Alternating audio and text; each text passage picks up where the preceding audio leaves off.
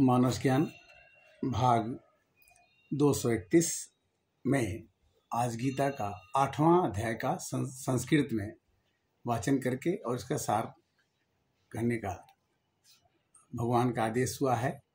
तो कहते हैं कि तद ब्रह्म किम अध्यात्मम किम कर्मम पुरुषोत्तमम अधिभूतम च किम प्रोक्तम अधिदेवम किमुच्यते अधियज्ञः को कथम यत्र देह अस्मिन् मधुसूदन प्रयाण काले च कथम ज्ञेयोऽसि नियताम्भिः अक्षरं परं ब्रह्म स्वभावो अध्यात्म उच्यते भूत भावो उद्भवो करो विसर्गः कर्म संगीतः अधिभूतं क्षरो भावः पुरुषस्य च अधिदेवतम् अधियज्ञो अहं मेवात्र देह देह भृतावरम् अंतकाले च मामेव अस्मरन् मुक्त्वा कलेवरम् यः प्रयाति समद्भावम्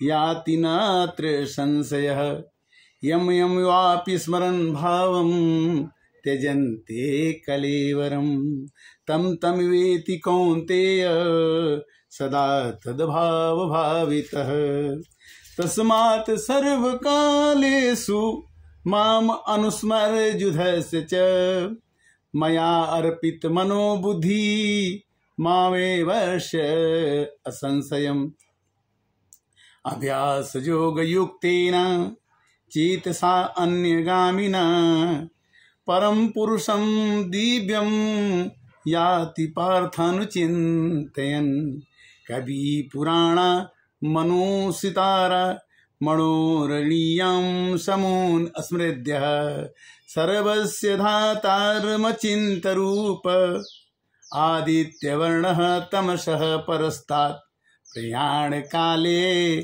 मनसाचलेन भक्त्या युक्तो योग बलेन चैव भ्रुवोर्मध्ये प्रणवास सम्यक् सतं परं पुरुषम् उपेत्य देव्यम् यदवक्षरं वेद विदो वदन्ति विसन्ति यद् यत्यो वीतरागः यदच्छन्ति ब्रह्मचर्यं चरन्ति तदे पदं संग्रहणे प्रवक्षे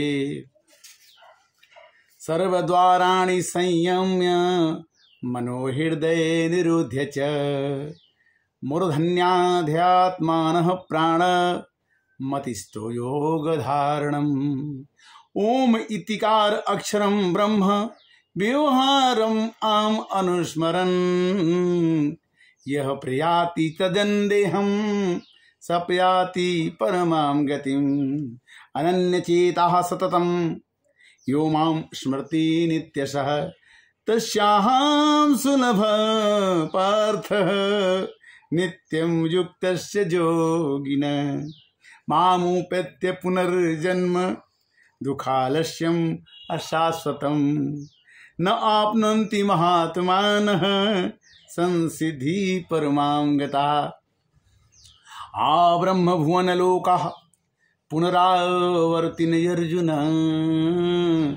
मामुपेत्यनुकौन्तेय पुनर्जन्म न विद्यते सहस्रयुग पर्यंत महर्यद ब्रह्मणो विदुः यात्रियुग सहस्राणां ते अहोरात्रिविदो जनः अव्याक्तदिव्यक्त्यः सर्व प्रभवन् हर्त्यागमे रात्रगमे प्रलीयन्ते तत्रैव व्यक्तसंगिके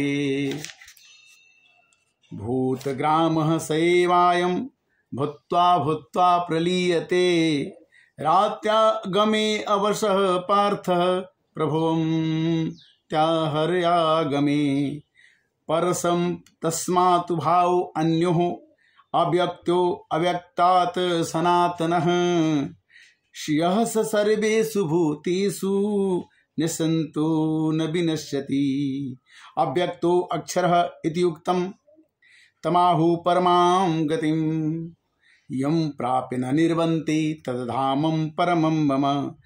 पर स परः पार्थ भक्त्या लक्ष्यं तवन्यया, यशान्तः अस्थानि भूतानि येन सर्वविदं ततं।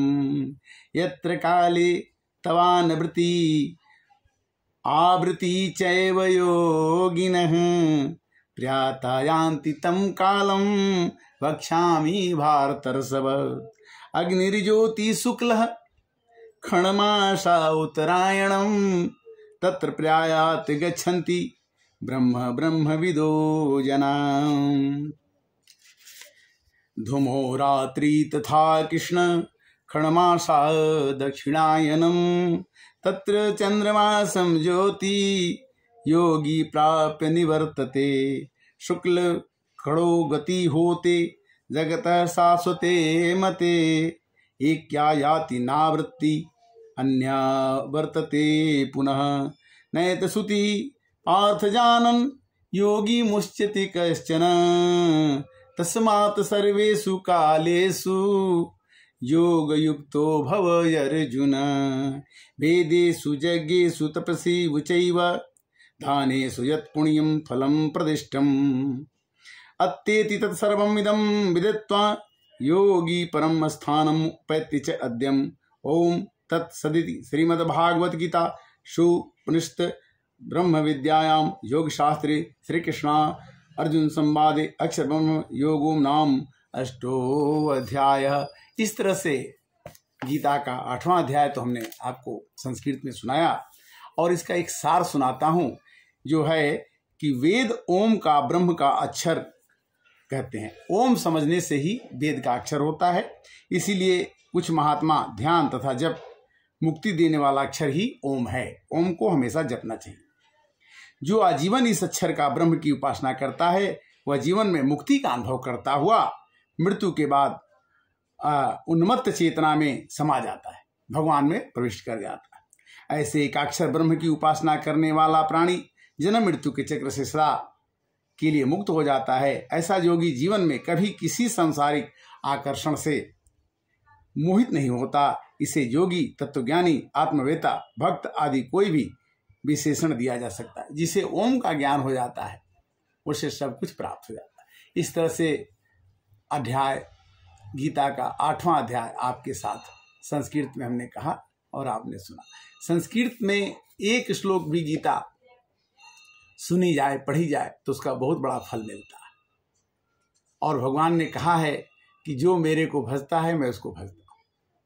भगवान की कृपा जब हो जाती है तो यही लगता है कि सिया राम में सब जग जानी, अकरहूं प्रणाम जोरी जुग पानी। और कहता है भक्त कि हम सेवक परिवार समेता, नाथन सकुच सुदेता। अध्याय 8। भगवान कहते हैं कि 6 महीना उत्तरायण होता है, 6 महीना दक्षिणायन होता है। अगर तुम मेरे नाम को जपते हो तो कभी भी मेरे नाम को जपो, आपकी मृत्यु कभी भी होती है तो आप मेरे धाम को प्राप्त होंगे। इसलिए ओम नाम का अक्षर मैंने आपको दे रखा है। ओम जपते रहिए और आपको भगवान की कृपा, ईश्वर की कृपा, और अपने में कर्ता भाव मत रखिए। गीता एक महान सदग्रंथ है, जिसको पढ़ने से, सुनने से मनुष्य का मन एकदम शांति और आनंद में बीतता है। गीता हम लोग जब हम थे तो उस समय YouTube के माध्यम से या टेलीविज़न कम होने के माध्यम से हमने गीता के बारे में कम सुना, और अब हम इसको समझ लिए कि गीता का तत्व क्या है, गीता का सार क्या है। तो हम YouTube के माध्यम से ज़्यादा लोगों में गीता पढ़ने सुनने का भाव रखने से मनुष्य के अंदर और साध कभी नहीं आएगा। अर्जुन हमेशा अवसाद में चले जाते थे, कहते थे कि मैं लड़ाई नहीं करूंगा, मेरे को लड़ने से क्या फायदा, मैं कर्तव्य नहीं करूंगा। भगवान ने कहा कि कर्म तो आपको करना ही पड़ेगा। इसी तरह से गीता के हर एक अध्याय को सुनने से, कहने से, और आप अगर सुनते हैं, कहते हैं, सुनाते हैं, तो इसका धीरे धीरे आपके ऊपर प्रभाव पड़ेगा। तो आपके मन में एक ऐसी दीप्त जलेगी, एक ऐसा प्रकाश आएगा जिस प्रकाश के कारण से आपके अंदर कभी भी किसी भी क्षण उदासी नहीं आ सकती। गीता का इतना बड़ा प्रभाव है, इतना बड़ा प्रकाश है। हम तो एक तृण के समान हैं, तुच्छ प्राणी हैं। हम अपनी कथा क्या सुनाएं। हमने तो सोचा भी नहीं था कि हम गीता पढ़ लेंगे और गीता आपको सुना देंगे, सोचा नहीं था। किंतु गीता भगवान की ऐसी कृपा हुई कि तुलसी तुलसी सब कहे, तुलसी जंगल की घास, और कृपा भई रघुनाथ की कि हो गए तुलसीदास।